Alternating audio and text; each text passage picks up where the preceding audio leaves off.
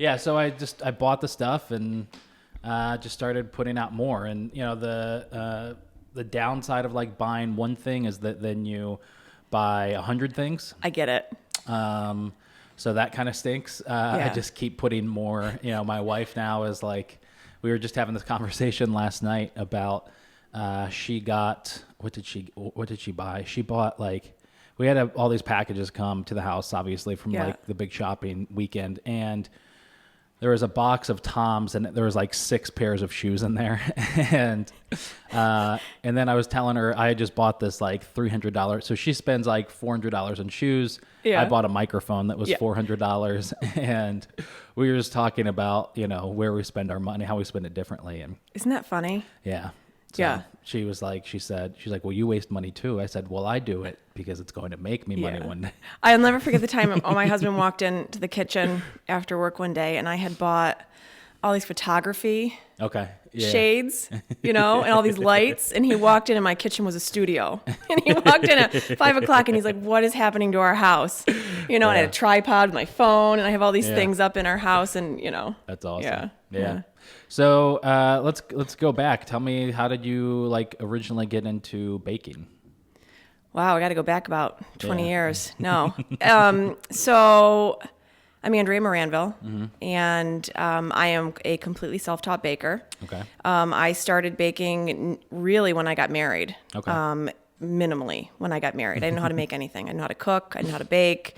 And I got a family recipe for a chocolate cake recipe when I got married, and I made it, and it was good. And I'm like, wow, I can bake. All of a sudden I'm like a master baker because I can make a cake from scratch. Yeah. And but then that's really what started the whole passion for baking. Okay.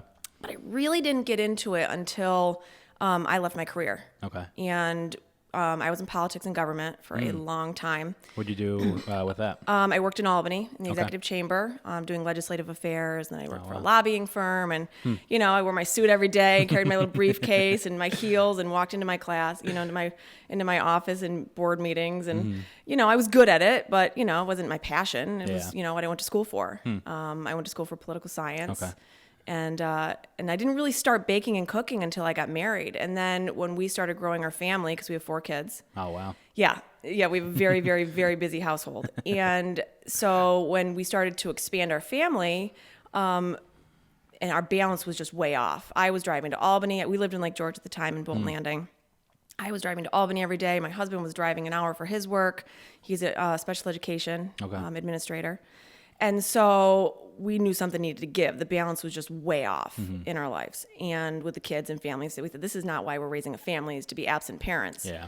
And so I, decided to be a stay-at-home mom. And when I did that, it was really, really tough because a lot of what we build ourselves on is our profession, right? And so to go from being like this career woman, whatever that's supposed to mean, now I look back at that, it's so ridiculous. Yeah. But, I look back at that and, to be a stay-at-home mom and, people say, oh, what do you do for a living? And I said, oh, I stay home with the kids, and that was tough to swallow in the beginning. And I said, well, if I'm going to be a stay-at-home mom, I'm going to be the best. I'm going to turn that into my profession. And so I literally taught myself how to cook and bake and home keep and entertain and do all those things that, so that I could have really home-cooked meals on the table and have baked foods for the kids. And I just developed a passion for it. I really just developed a passion for food in general. Yeah. Teaching myself. I mean, I've always been in the service industry. Yeah. I mean, I started bussing tables when I was 14 years old. Okay. I waitressed all through college, all my summers. Now, where did you grow up at? So I grew up out in Verona, New York. Okay. I'm a graduate of VVS. Okay. Central School District. Yeah. Went to SUNY Albany.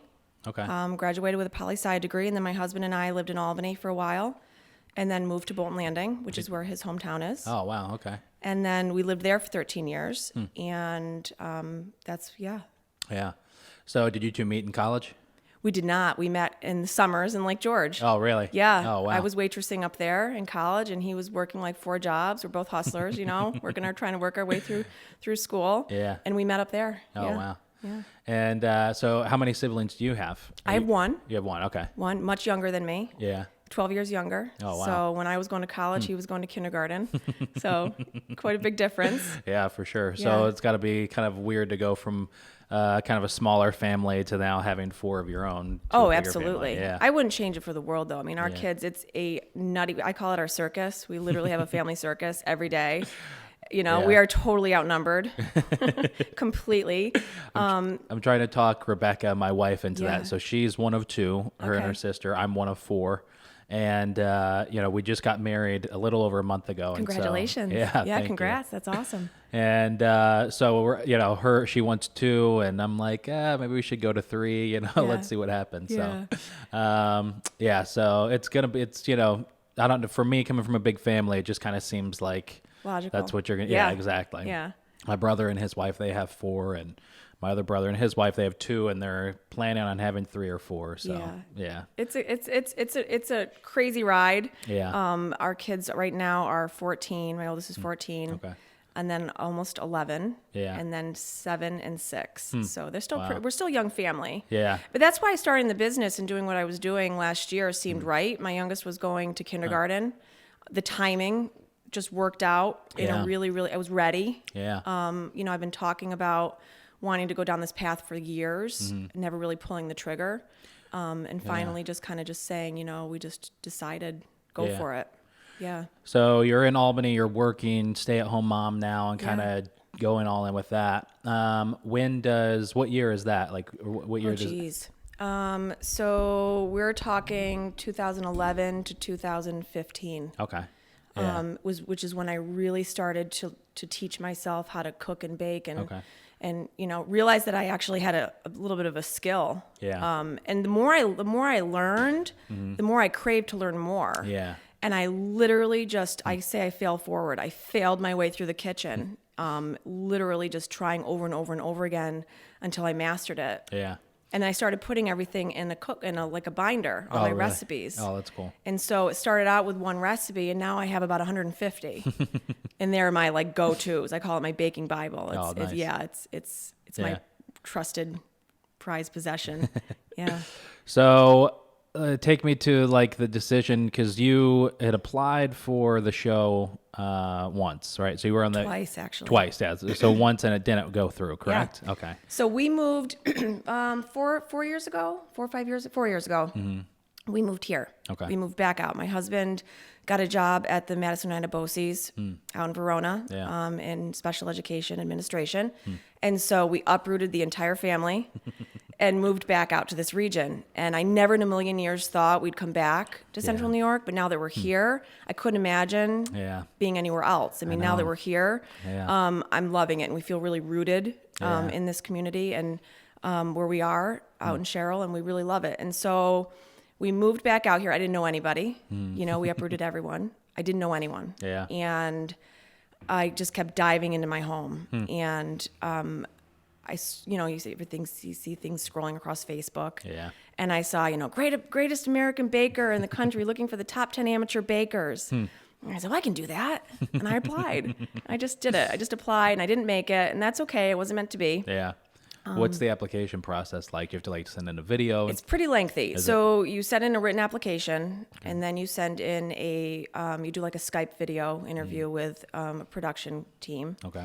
And then if you make it through that level, then you go down to New York City, and you have to bring food. You have to bring some bakes with you so they can taste it, and their culinary team can taste that you can actually bake. Yeah. And they do a face-to-face interview. Okay.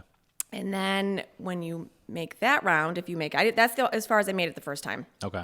So I made it to New York that first round, and I thought I made the show. I thought I was like, yes, I made it. And I didn't. It's okay. And then if you make it through that round, then they flew me to LA. Okay. So I flew out to LA. I did an on-camera baking interview where you actually had to bake for them. Oh, wow. With some other applicants, and then did more they wanted to see how you were on camera. Yeah. And then if you make it through that, then there's a few more things, and then I finally found out that I made it for That's awesome. season 4. Yeah. Are you when you're first applying, is it just that first time, and even the second, well, I guess the second time's different, but the first time, is it just kind of this would be fun, something to do, or are you trying to kind of, I guess, like, what's your mindset in that? Is it trying to, like, this would be a great way to start a business, would be to like get on the show? Would Yeah, it be... I don't even think I was thinking about business at that point in time. Oh, really? I think I was thinking about validation. Oh, that's cool. I was trying to like validate that that I could do it. Yeah. To prove to people that, you know, I was, you know, good. Yeah. And that it was more validation for myself and others. And yeah, I mean, yeah, I always knew, you know, I wanted to pursue more, but I didn't know what that more was at the time. But I think the first time it was more of a validation than anything that I could actually do it. Yeah, that's cool. Yeah.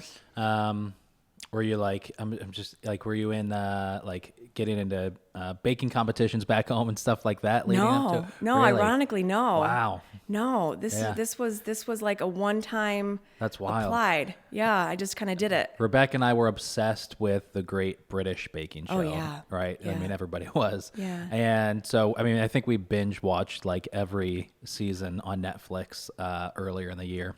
But we were always trying to figure out, like, who are these people? Like, who is applying? Are these pastry chefs, you know? Yeah. You know, who is it? Are they like just constantly entering competitions back home? You know, No. who is it that's doing I had this? never entered a competition in my life. Wow. I literally went from my home kitchen Yeah. to the Great American Baking Show tent, Yeah. not knowing what I was getting myself into. I'd never had a mic on. I had never been in front of a production team. I had never been in front of a camera. And so I literally was just thrown into this whole production that I had no idea what I was getting myself into at all. Was it ever intimidating or scary or anything like that? Every part of it was from the get-go. Yeah. And you know, the craziest part about the whole thing is that this is a story that not a lot of people necessarily know. When I first started to teach myself how to bake, I started buying all these cookbooks. Okay. And there was this one cookbook called The Secrets to Baking that was my go-to. I literally just absorbed it. You know, people read magazines on planes. I would take this cookbook. When I went go on vacation with the family, I would sit on the beach and I would read this cookbook over and over and over again. I would just kept reading it. Ironically, and then I began to become a passionate follower of the author, whose name is Sherry Yard. Okay. James Beard Award-winning pastry chef Sherry Yard, who trained under Wolfgang Puck. And so when we showed up in the tent that first day and the judges walked through, Paul Hollywood and Sherry Yard walked through the door. And so it was so serendipitous that here I am all these years later after absorbing this pastry chef's book, and literally she taught me how to bake, and now I'm standing in front of her and she's judging me. It was just such a crazy experience to just be standing there and be like, holy cow, she's now judging my food. Yeah. It was crazy. Yeah, that's wild. What was the, I mean, so like when you're, well, I guess what's your relationship with the judges and like other contestants even while you're there? Is there like any kind of like one-on-one training or anything like that during the judges really were just by the book. Really? Oh, yeah. Because I think that's the only way they can stay, what's the word? Neutral. Yeah. Because if they have conversations with you, not that they didn't talk with us, I don't mean that, but if they start to like favor, then it becomes an impartial. So they were really by the book with their judging. Yeah. You know, it was great. But the contestants, we really bonded. It was awesome. Yeah, that's cool. Yeah. Yeah, it's got to be really interesting because the filming's in England. Yeah. Right? Yep. So, I mean, so you're accepted, and I mean, how long is it from when you go from the LA audition and interview to when you find out that you're accepted and you're going over? So I found out I made the top 10 cast on the last day of school in June. Okay. And so that was a crazy phone call to get just in general. And I always tell this story too, that I found out I made the show. I got the call. I started calling everybody and their brother. You know, I started calling, you know, all my friends and my family. And I was like a maniac. One minute I was crying. The next minute I was laughing. And the kids thought, you know, Mom, what happened to Mom? She's like running around the kitchen like a crazy person. And I forgot I had cookies in the oven. And all of a sudden I start smelling this just burnt. And then I started freaking out that how can I be on national television if I'm burning cookies in my kitchen? So I found out in June that I made the show. And we left. I flew to London on July 31st. Okay. So you have that month in between. Yeah. And it was pretty crazy. How long is filming? Filming days were very, very long. So we would film 2 days on, then we'd have a break, and then if you made it, you would film more. Oh, that's cool. So filming days were 14 to 16-hour days. Wow. And we filmed for a month. We filmed for 4 weeks. Wow. Yeah. That's nuts. Yeah, it was crazy. Yeah. So what was the biggest challenge when you're there? I mean, besides obviously having to wake up almost every day and compete and bake and... I think the hardest part was, I had never first of all, I'd never been away from my family for that extended amount of time. Yeah, that's a long time. So a month away from my husband and my kids was a pretty outrageous feat. Yeah. I'd been a stay-at-home mom for so long that, to have mom disappear for a couple days, let alone a month, was pretty unbelievable. So being away from them was the most challenging, because every time I would call home, you'd be reminded that you're not there. But they were with my mother and my husband, and everybody had a really good support network, cool. Which was great. But that was probably the most challenging. And the second most challenging was just staying me, just staying centered. Yeah. Before I left, I always tell people that, I walking out the door to the airport, and my father said 2 things. And I always looked, to your parents for advice. And he said, be yourself, be authentic. The camera will see right through you if you're not. And so you see all those goofy faces and everything I did on that camera. And that's just me. That's just my personality. And he said, when you go there, don't compete against people. Just go there and do the best you possibly can. Yeah. And so when he said that to me, it really reframed my brain on how I approach the whole show. Yeah. Because you go there, I'm competing against people, but you can't do that. You just got to go and do the best you possibly can. And so I had to regroup myself every day and just remind myself that. Yeah, that's cool. Yeah. Is it like, obviously you're baking with them every single day, but are you like pretty close quarters with the other contestants throughout the whole filming? Yeah, it was all in a studio lot. Okay. So we were in a place called Pinewood Studios. Okay. And so the tent is actually on a lot. Yeah. And next to us, they were filming like Maleficent. Oh, really? And Star Wars. And that was pretty neat too. And so, but we each had our own apartment. Okay. Kind of like in this like apartment building. So we each had our own apartment. Are you secluded from like everything that's happening in the world? Are you like... Is it you can't go on Facebook and all that kind of stuff? We could not take any phones on set. Wow. For the most part, so you really couldn't have any type of, phone calls or communications on set. Not really. Yeah. You could call home, but no one was supposed to know you were there. Oh, okay. So there were a very, very small select group of people that knew I was even in London. Oh, wow. Which was very hard secret to keep. Yeah, I bet. More hard when I came home. Really? So because they didn't announce the cast until November. Ah, okay. So you have from September to November that you had this amazing experience you did, and you can't tell anyone, right? It's pretty crazy. Yeah, that's got to be pretty challenging. Yeah. It's especially like today, where we're used to the first thing when something happens is like jumping on a social network, right, and just telling everybody about it. Yeah. Especially just trying to like capitalize, on something like. There's a gap in my Instagram feed. If you scroll back, there I have a post that's on like July 31st. Yeah. And then I don't post again until like September. That's funny. Yeah. It's so funny you say that. I was like scrolling through your feed last night, just like check it out, and you'd posted like I made it to the semifinals, and I. Like right when I saw that, our dog Buddy started to whine about something. So I put my phone down. I never checked the date, but I was like, oh, that's pretty interesting. Yeah. It's so wild to me, just kind of that whole experience. Obviously it's not a normal experience, right? No. So I'm sure being caught up in that whirlwind and still like trying to do your best and everything. Especially the episode where you were, I think it was the week right before the semifinals, where you did the sweet bread and the I was really sick then. Were you really? Mm-hmm. Nobody knows this except for the people there, but I was really, really ill. I almost couldn't compete. Really? Mm-hmm. I had some sort of a bug. Oh wow! I don't know what, but I almost had to pull out. Really? So if you look at the episodes. Yeah. Cake week and cookie week, I'm all bubbly. And then if you look at bread week, I'm just kind of like this, sitting in a chair, sipping on a cup of tea. And that's because I was really, really sick. Yeah. That's wild. But I pulled through. I don't know how I did it. I pulled it off.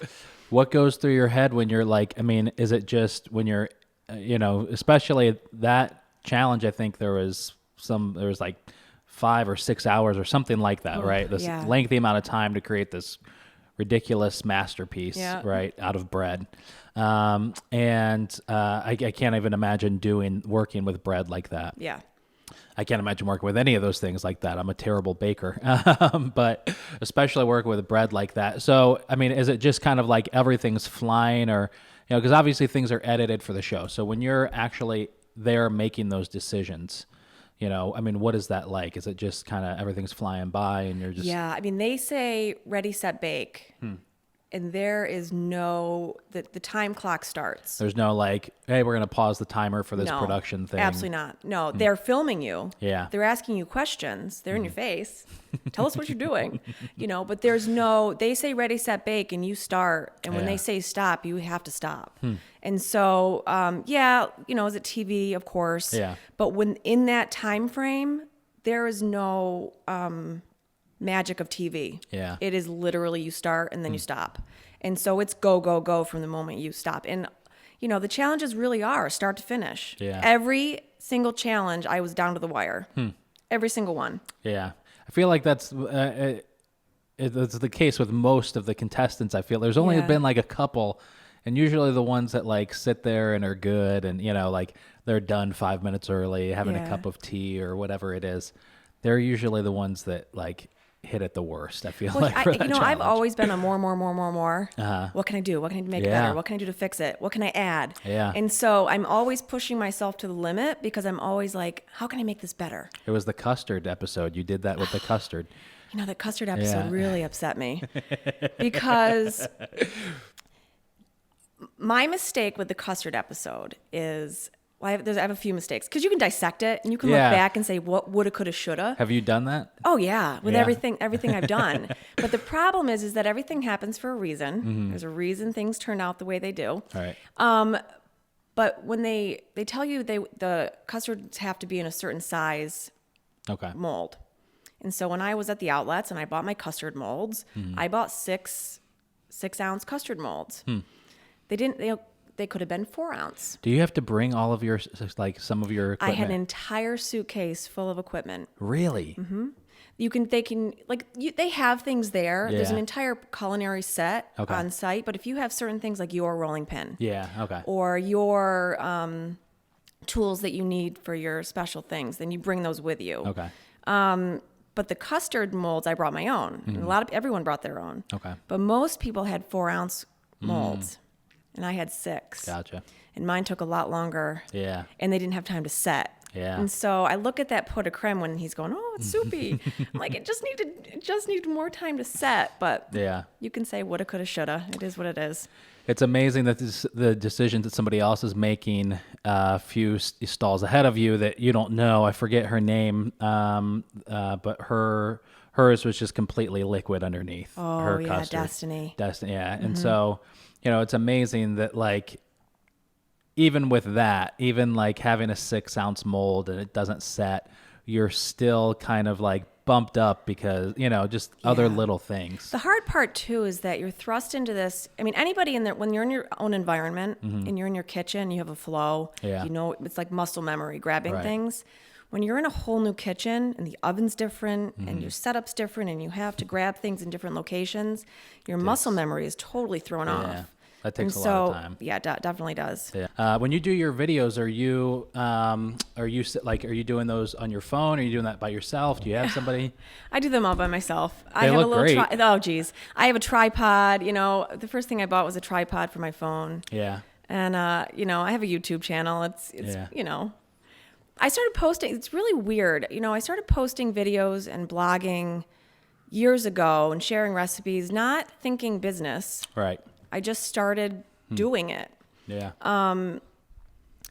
You know, I didn't know where I was going to go. I just built a blog on Blogspot, That's you know, awesome. and then I started doing YouTube videos and then I started learning about social media marketing and I started, you know, absorbing personal development and I started digesting just, you know, online and how to do that. And I started just the same way I taught myself to bake.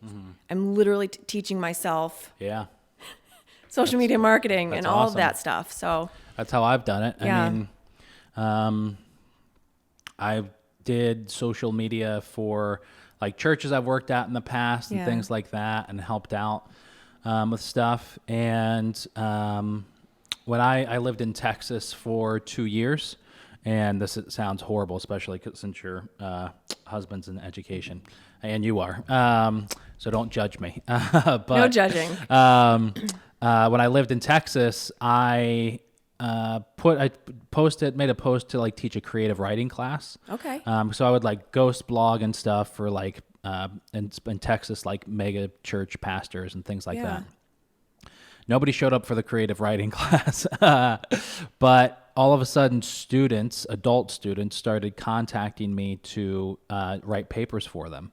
That's awesome. Yeah, and I would do it. And it turned into, for the 2 years I lived there, I was taking whole entire online college classes for students. They were all retired military who had spent 20 years working in the Army, because I was near Fort Hood Army Base. Okay. And they would get out. They had the GI Bill to get paid to go to school. You know, they just spent 20 years in the Army, so they weren't ready to like go to sit in a classroom or go start a whole new career or anything like that. So they would just kind of go to school just to like give them time to, breathe. That's awesome. And so then they would hire me to like, someone would hire me to take their classes for them. Jeez. And so I have the equivalent of like 6 bachelors in business administration. That's great. That's great. But it just taught me how to like just learn how to do stuff, because I originally went to school for sound engineering, and then after I did all that, I wound up going back to school and got my bachelor's in theology. Oh wow. But for sound engineering, you were just in a studio for like 12 hours a day, and there were no term papers to write or anything like that. Yeah. Your exams were try and mic this drum set properly, right? Sure. So I'd never written a research paper, so it was really just kind of like Googling how to write a research paper, but I was getting A's for these students. And so wow. At that point, I kind of realized, all right, if I could like get an A, like go to like take a college course, like a regular normal college course, and get an A just by figuring out, Googling how to do this stuff. I'm pretty sure I could just do that with anything else, Yeah. I mean, I'm not going to go like perform brain surgery, obviously, from Googling. But you can learn about it. Yeah, right. Right? You might not be able to do it, but you can learn about it. I mean, you can learn about anything. Right. I think that the internet is such a vast... Yeah. In this day and age, anybody can learn online themselves if they have the willpower. Yes. And, the want and the work ethic for it. And that's how all of this, the camera, learning how to do it, edit it, everything is just sitting down, taking the time and wanting it. Yeah, exactly. Yeah. So when did you first start getting into like Gary Vee stuff? Oh gosh, years ago. Okay. So I started getting into personal development when I moved. Because I moved, I didn't know anybody. I kind of left my entire family and all my friends and everything I knew, and I really felt uprooted. Yeah. And so I was kind of really thrown off. So I started like reading all these personal development books, like The Slight Edge, listening to Brian Tracy, The Compound Effect, like really reading all these like really good books. Yeah. And I started watching and listening to podcasts. And I started Googling. Yeah. And I saw this podcast. And this guy, Gary Vaynerchuk, was sitting in a chair, and he was talking about this new book he'd written called Jab, Jab, Jab, Right Hook. I don't know if you've read that one. Yeah. Yeah. And so I listened to the podcast, and I was immediately just hooked. And I immediately bought the book. I read the book, and it totally changed the way I perceived. Yeah, actually, the book's behind you on the Is shelf. It really? Yeah. That's awesome. It's the way I perceived. It changed the way I perceived social media. How I looked at it, as far as thinking of it as a business avenue versus just a scrolling mechanism. And so I started to really dive deeper into social media and how to use that platform for marketing, whatever that term meant at the time, because at the time I didn't even have a business. For branding, I suppose, I guess is the right word. And so I started, I made a Facebook page and then an Instagram page. And then I made my kids laugh at me because I made a TikTok page. But, my 14-year-old is mortified, by the way. Yeah. I mean, she's just mortified. Mom, how can you have a TikTok page? But I do, because I know that, and I have a LinkedIn, and I have all the platforms across. I don't do them all well. Yeah. But I have them because Yeah. I know that in this day and age, it's essential. And so, and each platform has different, wants and needs, and you Right. can't post the same stuff across every platform. Yeah. So anyway, going back to Gary Vee, I started just absorbing his information. He's super intense. Yeah. But so am I. So that's okay. And even to this day, when I'm driving in the car, I don't listen to music. Right. Yeah. Same here. I listen to a Gary Vee keynote speech. Yeah. And it's the same stuff over and over again, and that's okay, because it's almost like a reminder to me. Yeah. It's like just muscle memory. Yeah, I have to take a break from it. So I go back and forth between like 4 podcasts. Do you? Yeah, like Gary Vee, Joe Rogan, Serious Eats is a great yeah. one. Yeah. And then of all things, the Howard Stern Show on satellite, because it's hilarious. So I'll but it'll be a couple weeks where I'll just listen to one and then I'll jump back. And yeah, that's one thing I've learned from listening to Gary Vee's podcast or whatever, watching his content, is that it is the same thing over and over and over and over again. It's up to you to do it, or not. Right. At some point, Yeah. it kind of clicks, and it's like, oh yeah. But yeah, it's just the exact same thing that he just keeps saying. So, which is good, because you don't necessarily have to innovate. You just kind of have to find that thing. Right. That people need or want or whatever it is, and then just kind of go for it. But you have to have the content too. You do, yeah. The content is definitely there. And that's why I think, like, I'm very careful with what I absorb on social media, because all of our time is so limited. Yeah. And so I'm very selective. So it's very, and I follow very few. Oh, really? I love going on Instagram because I like getting inspiration from the food. Okay. And I like seeing local things. Yeah. But I don't follow everybody. And so I started following you a while back, and I have a few other people that I follow. And that's how I kind of stay focused. Yeah. Because if you distract yourself too much, you can't stay laser focused on what you're doing. Yeah. Like they say, comparison is the thief of joy. Right. Right? Yeah. So if you got to stay kind of in your lane a little bit, I don't know. Yeah, no, I agree. I waste way too much time scrolling. Yeah. And I just got the notification on my iPhone that my screen time increased, and then that my average is now 7 hours a day. Oh, geez. Right. So so it's definitely a little crazy. But yeah, I do have to be aware of what I'm watching. What I'm like, who I'm following, and that kind of stuff. Yeah. It's I don't know if you ever get this way, but it's really easy for me to kind of get into that comparison space and start thinking like, well, all right, if they're doing this, I need to be better. I used to. Okay. I've stopped. Yeah. I've gotten very laser focused on it still can be very distracting. But it can be frustrating if you say, well, why do they have so many followers? But then again, you don't know. Are they paid followers? Right. Yeah. Right? Or is it authentic? Is it organic? And it's not always about the amount of followers. It's about the engagement of the ones you have. Exactly. And that like, know, and trust factor. Yeah. And I think that once you have an established foundation, I love every single one of my followers, and I don't want to talk about followers, but, like I have a really great support system around me, and that's awesome. Yeah. What's been the most engaging platform that you're on for your stuff? Oh, gosh. It's different. I focus very heavily on Facebook. Okay. And Instagram. Okay. But Instagram's a tough one because Instagram is all about the beauty shots. Yeah.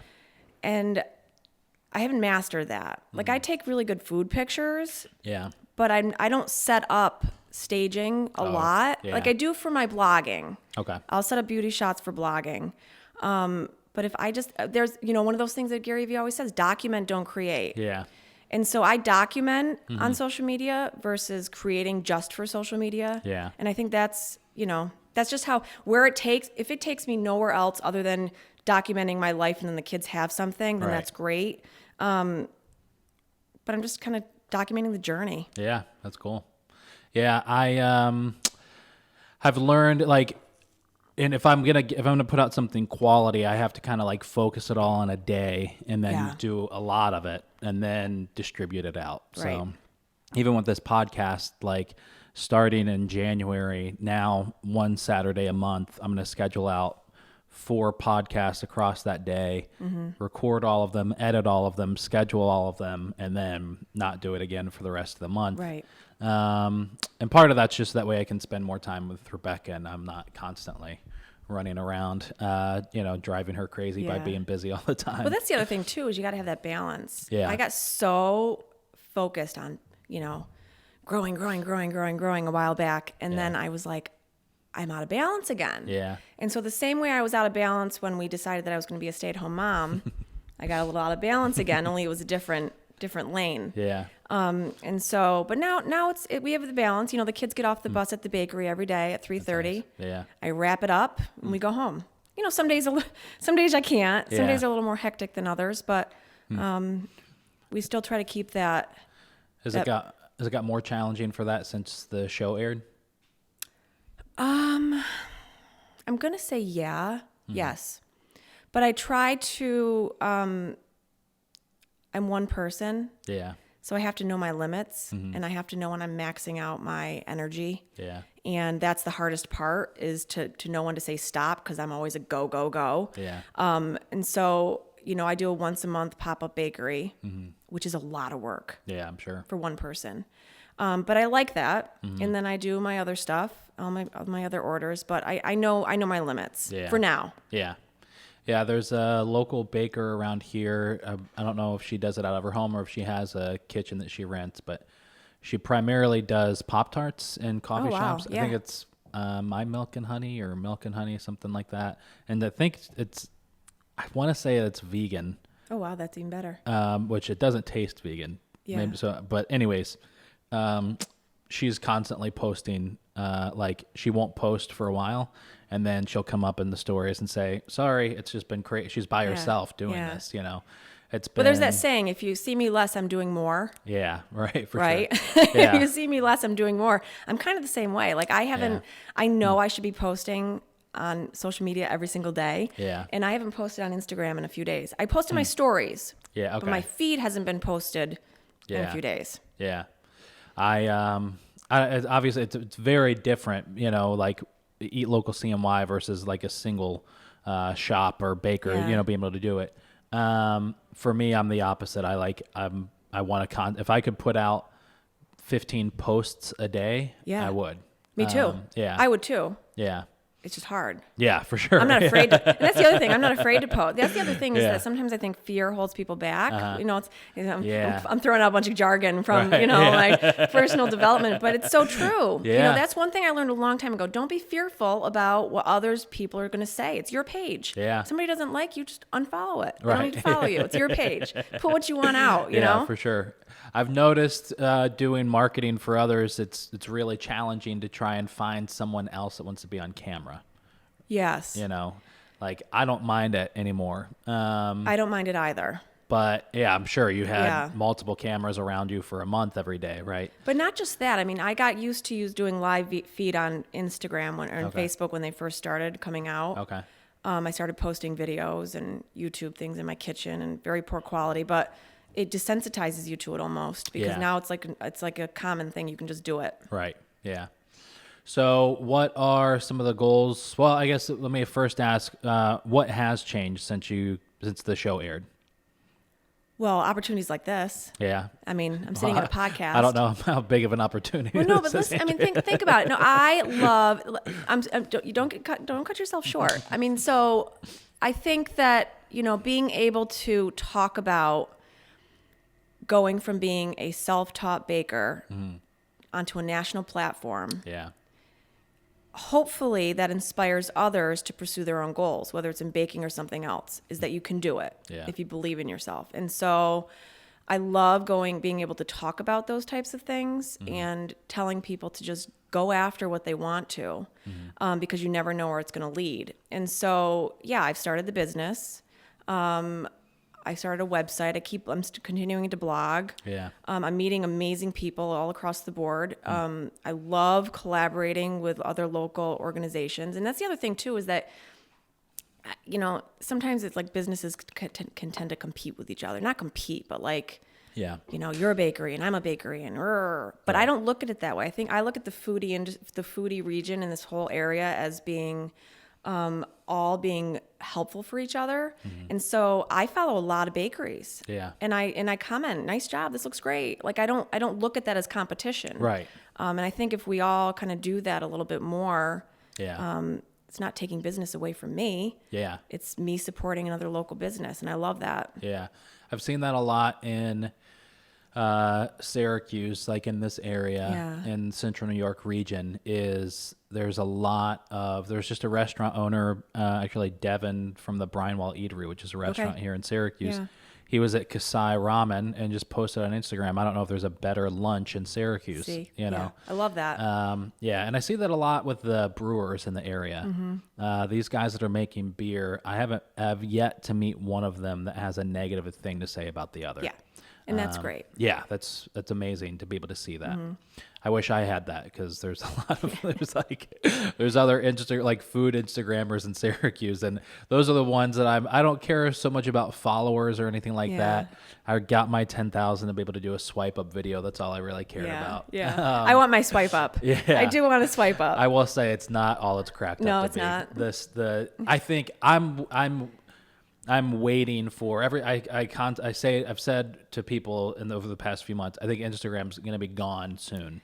It sounds crazy and it is dumb because it's not going to be, but I think Instagram's it has to be like. Well, if you follow social media marketing and you follow the social media talkers like Gary Vee, they talk about the mature platforms. Facebook's a mature platform. Yeah. But if you talk to a 14-year-old, they're not on Facebook. No. You know, Instagram is now a mature platform. Yeah. If you look at the younger platforms, whether or not they stick around or not, like TikTok, you know, those are immature platforms, but they could become competitive to Instagram, which is why I'm on it. Yeah, for sure. Right. And I've posted some really bad TikToks. Yeah. My daughter calls them cringy. But you know, it's funny. I posted one and I did a hashtag. It was the first thing I posted on TikTok, and I'm trying to figure out the platform and figure out the lane of it. And I thought it was funny. I just did this video of me, a voice dubbed over with me working with my KitchenAid mixer. Okay. And I put the hashtag cringy in because I knew my daughter would think it was cringy, right? That's her term. Everything's, you're so cringy, Mom, right? Right. And I put that hashtag in, and I got my very first post, I got almost 1,200 views. That's awesome. Like, that's nuts. Organic. Yeah, I know. Like, all organic reach. And so I think if I hadn't put the word cringy in, but now I know, moms on TikTok are cringy, right? And so, but anyway, that's an immature platform. So LinkedIn, you know, I'm starting to go on LinkedIn a little bit more. Right. I haven't been able to figure out LinkedIn. I haven't really, the only thing I really get traction on is Facebook, especially. Yeah. And Instagram.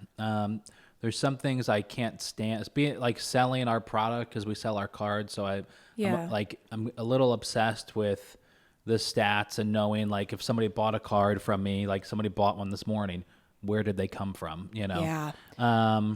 You know, and so I do get some, you know, numbers to be able to track that, but not as detailed. But for some reason, our Facebook page for the last 3 days has gotten like 400 likes. And I don't know where they're coming from. Interesting. And they just like keep, you know, showing up. That's awesome. That's great.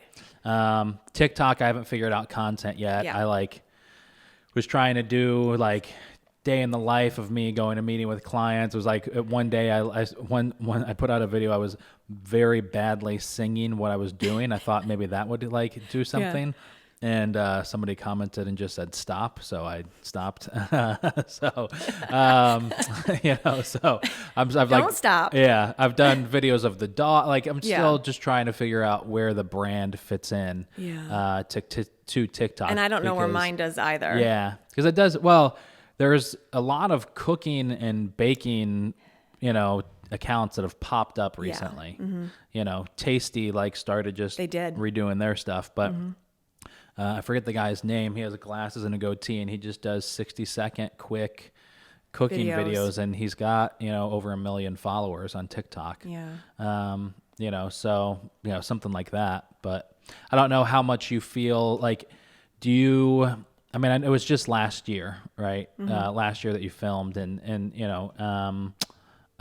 was last July, correct? It was. Yeah. It was filmed last July, and actually the new season airs on Thursday. Okay. Which is Yeah. pretty crazy. It's a very odd feeling. Yeah, I'm sure. It's odd because I know it's going to be on. Yeah, and you and know what happened. And I know, yeah, it's just it's an odd feeling to see the new season. Are you?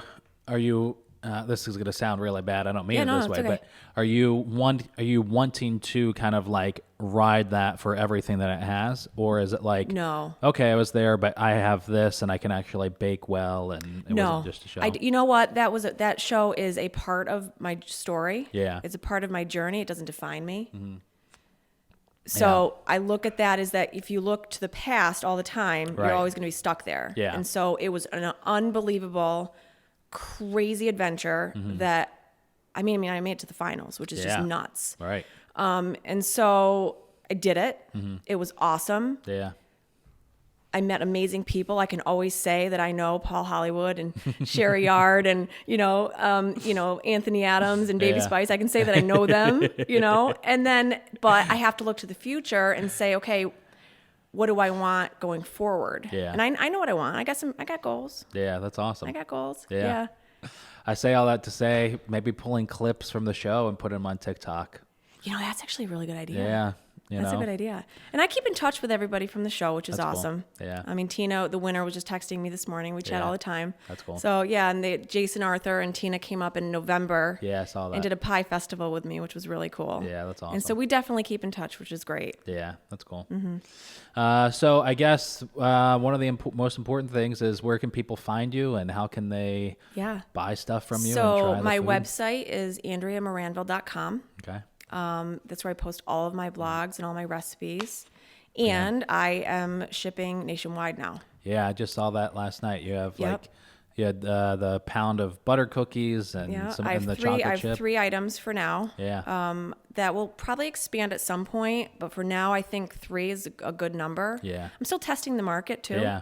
So it's all a test, but it's been really, really good. I think like over Thanksgiving, I was like, should I do a black market? Like a Black Friday, not Black Market, Yeah. Black Friday post. Yeah. And I didn't. And then I was like, on Cyber Monday, I woke up and I said, I'm going to do a Cyber Monday post about a discount. Yeah. Be careful what you wish for. Oh, right. really? All of a sudden it was like tick, tick, tick, tick, tick, Yeah. tick, tick, tick, tick, which was great, which is a great problem to have. But so I'm online. Yeah. Everything I do is specialty ordered items. So pre-sale items. So if you want a cake or you want something, you message me or send me an email and I make it. That's cool. And then once a month I do a pop-up bakery. So AndreaMaranville.com is the way to find me. I am Sweet Life of a Baker is my handle on Instagram, Twitter, and Facebook. So you can find me on any of those, and TikTok. And TikTok, yeah. And TikTok. And LinkedIn. And LinkedIn also, Yeah. yeah. Awesome. So you can find me on all those platforms. Yeah. Yeah, that's great. And I love to talk baking. So people message me all the time. And that's the other thing. People say, Andrea, why do you give away why do you give away all your recipes? Aren't you afraid somebody's going to use them? Yeah. Yeah, you can't anybody could take, somebody's recipe and we do that all the time, but that's not the same. Right. It doesn't come out the same at all. So, Yeah. actually, I'll have Amanda, who works for me, reach out coming up in March because we're going to do a women in food like kind of panel for. That's awesome. Yeah, so we're going to do like a little talk around that. So Yeah, I'd love to be a part of that. That'd be great. Awesome. Yeah. Cool. The only bad thing about today is I didn't bring you anything. Oh no, that's yeah. I didn't bring you anything today. I was like sitting here. I got here at 7, like because I had to clean up from the Christmas episode on Saturday still, and I was like just thinking to myself, I need to stop eating so bad and going to the gym. We're going to Hawaii in February on our honeymoon. Congrats. So yeah, Delayed honeymoon. We did that too. Yeah. Yeah. We got married at the October 25th. Yeah, And that's a so great day. we didn't want to, go on a honeymoon right then after the wedding and especially miss out on like fall. So Yeah, we did that. We got married in May and we didn't go on our honeymoon until July. Oh, okay. So we did cool. like a 2. Yeah. Yeah, same type of thing. Yeah. So Okay. well, thank you so much for coming out. Thanks for having being me on the podcast. I appreciate you having me. Thank you. Yeah.